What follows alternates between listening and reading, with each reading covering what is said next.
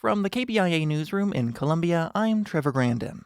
A grassroots organization says they have new evidence there are enough signatures to let citizens vote on a redrawn congressional map. From Kansas City, Brandon Azim has more.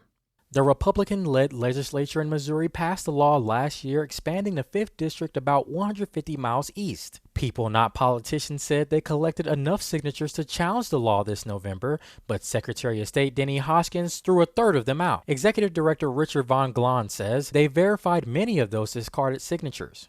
Even without those, there is not a question about whether or not we provided sufficient signatures into the Secretary of State's office to suspend this law. Von Glahn said they got the signatures for review through a sunshine request. I'm Brandon Azim.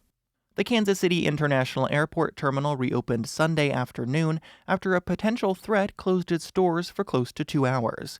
KOMU8 reports flights that landed after the evacuation were held on the taxiway during the shutdown. Those inside the airport were ushered onto the tarmac to wait out the evacuation. The evacuation began after a threat surfaced around 11:15 a.m. Airport officials gave clearance in an email that the airport had reopened shortly after 2 p.m.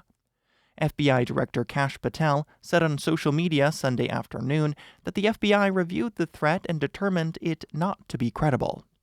Some cities in the middle of the country are reining in flooding and water pollution by requiring new property developments to absorb more rainwater. Harvest Public Media's Celia Yopis-Jepsen reports the Kansas City region is the latest to take up the approach. Some places, like Minnesota and Austin, Texas, have been tackling stormwater pollution for years. Now cities across the Kansas City area are considering similar steps to clean up local streams and reduce flooding. Tawn Nugent is the past president of the American Public Works Association's Kansas City chapter, which supports the move. I think there was a lot of concern that we weren't looking at stormwater regionally. Stormwater doesn't stop at city boundaries. City codes could change to make developers use rain gardens and other methods to absorb and filter stormwater. This approach is common on the east and west coasts. I'm Celia Yopis-Jepsen, Harvest Public Media.